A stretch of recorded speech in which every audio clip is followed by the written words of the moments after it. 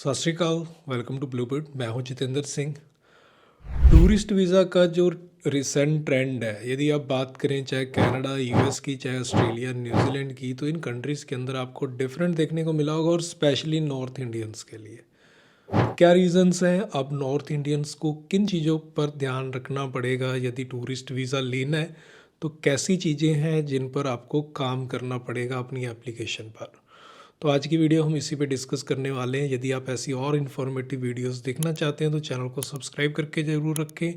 ऐसी informative videos इस channel पर हम लेकर आते रहते हैं, और आप चैनल को सब्सक्राइब करके रखेंगे तो हमें और मोटिवेशन मिलेगा। और हमारे चैनल पर जितनी भी वीडियोस होती हैं सभी फ्री ऑफ कॉस्ट होती हैं। हम किसी भी तरीके का सब्सक्रिप्शन चार्ज या फिर कोई ज्वाइनिंग फ़ीस नहीं लेते। अभी पिछले कुछ टाइम के अंदर यूएस ने बहुत जो इंडियंस हैं वो डिपोर्ट किए हैं, चाहे वो नॉर्थ इंडिया से थे, चाहे गुजरात से थे, चाहे डिफरेंट पार्ट से भी थे, बट उसमें नॉर्थ इंडियन सबसे ज़्यादा डिपोर्ट हुए हैं। और इसके रीजंस जो हैं, और साथ में कनाडा की बात करें तो कनाडा में भी वीज़ा सक्सेस रेट आपको डिफरेंट देखने को मिलेगी नॉर्थ इंडिया की। ऑस्ट्रेलिया की बात करें तो ऑस्ट्रेलिया में भी डिफरेंट है, और यदि आप न्यूजीलैंड की बात करते हो तो वहाँ पे भी है। और आने वाले टाइम में ये चीज़ जो है शेंगन में भी देखने को मिल सकती है। अब क्या चीज़ें हैं जो चेंज हुई हैं, क्यों एक्चुअल में नॉर्थ इंडियंस को एम्बेसीज ने इस तरीके से टारगेट किया। तो ये बात आज की नहीं है, ये बहुत पुरानी टाइम से ही चलता आ रहा है कि नॉर्थ इंडियंस को वीज़ा कम मिले हैं। इसका रीज़न है क्योंकि नॉर्थ इंडियंस जब भी अब्रॉड में जा रहे हैं, जो भी वो कह कर जाते हैं, मीन्स जब आप वीज़ा ले रहे होते हो उस टाइम आप वीज़ा अफसर को कुछ कह रहे हो। आप कह रहे हो कि मुझे स्टूडेंट वीज़ा चाहिए, मैं स्टडी करने जाना चाहता हूँ। आप कह रहे हो कि मुझे टूरिस्ट वीज़ा चाहिए, मैं टूरिज़्म के लिए जा रहा हूँ। आप कह रहे हो कि मुझे अभी जो है अपनी फैमिली को विज़िट करना है, मुझे किसी कंपनी ने बुलाया है, मुझे उस विज़िट पर जाना है, मुझे बिज़नेस विज़िट वीज़ा चाहिए। बट जब आपको वीज़ा मिल जाता है तो आपका पर्पस जो है वो टोटली चेंज हो जाता है, और आप उसका मिसयूज़ करना शुरू कर देते हो।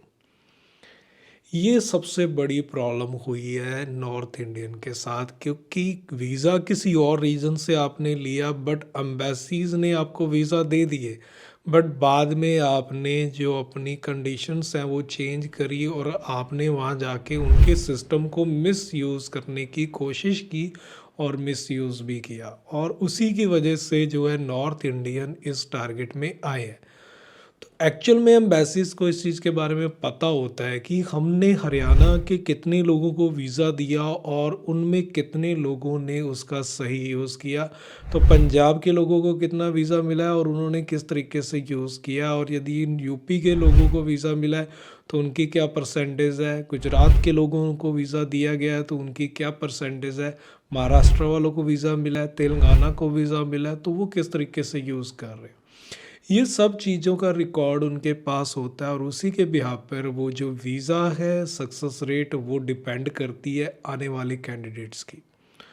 अभी यूरोप में बात करें, यूरोप में अभी नॉर्थ इंडिया से कोई भी स्टूडेंट वीज़ा पर आ रहा है, उसमें मैक्सिमम जो लोग हैं वो स्टडी करते ही नहीं हैं। वो उस टाइम उसको छोड़ के किसी और कंट्री के अंदर जाके अपना वीज़ा स्टेटस जो है वो चेंज करने की कोशिश करते हैं। जिस रीजन से क्या है कि वीज़ा अफसर को पता लग गया कि हमने तो स्टूडेंट वीज़ा दिया था स्टडी करने के लिए, लेकिन इन्होंने इस चीज़ को मिस यूज़ किया और उसको कंटिन्यू ही नहीं किया। और यही रीज़न होते हैं, जब नई एप्लीकेशन जाती है तो उनको एज ए सस्पिशियस देखा जाता है, वो सस्पेक्ट्स बन जाते हैं, और जिसकी वजह से उनका वीज़ा रिफ्यूज़ हो जाता है। और ये धीरे धीरे बढ़ते बढ़ते नॉर्थ इंडियंस के लिए ये बढ़ता ही गया, और जिसकी वजह से वीज़ा और ज़्यादा रिजेक्ट होने लग गए। अभी करना क्या है, यदि आप इम्प्रूव करना चाहते हो तो इम्प्रूव कोई अकेला नहीं कर सकता, वो पूरे रीजन को ही चेंज करना पड़ेगा, तो उसके लिए बहुत साल लग जाएंगे। तो लेकिन बात क्या है कि आप अपनी एप्लीकेशन को ज़रूर इम्प्रूव कर सकते हो। आप अपनी एप्लीकेशन में जान और डाल सकते हो कि जिससे आप सस्पेक्ट्स ना बने, आप पर डाउट ना हो। तो उसके लिए क्या है कि अभी दो चीज़ों पर आपको काम करना पड़ेगा मैक्सिमम। पहली चीज़, आपको अपने फाइनेंस जो है वो स्ट्रॉन्ग करने पड़ेंगे। सेकंड, आपको ट्रैवल हिस्ट्री जो है वो स्ट्रॉन्ग बनानी पड़ेगी यदि आप टूरिस्ट वीज़ा के लिए जा रहे हो। टूरिस्ट वीज़ा में आप ट्रैवल हिस्ट्री बना के उसको यूज़ कर सकते हो, लेकिन स्टूडेंट वीज़ा में उसकी कोई वैल्यू नहीं है।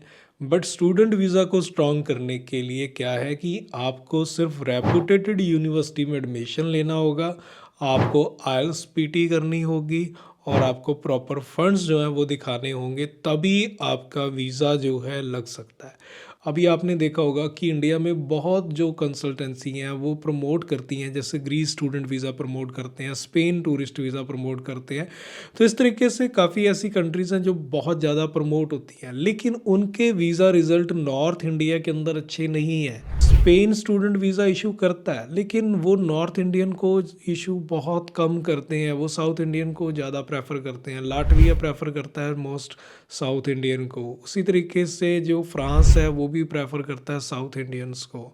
तो इसी तरीके से ग्रीस भी प्रेफर करता है साउथ इंडियन को। तो उन जो लोग हैं जो साउथ इंडिया में रह रहे हैं, उनको वीज़ाज़ ईज़िली इसलिए मिलते हैं कि उनके मैक्सिमम जो स्टूडेंट वीज़ा पर आते हैं यूरोप में, उनको वीज़ा सक्सेस रेट इसलिए अच्छी मिलती है क्योंकि वो मैक्सिमम जब स्टूडेंट वीज़ा पर आते हैं यूरोप के अंदर, तो वो उसको मिसयूज़ नहीं करते हैं और वो कंटिन्यू स्टडी कंप्लीट करने के बाद वापस भी चले जाते हैं, और यदि रहते हैं तो एक लीगल वे के तरीके से रहते हैं।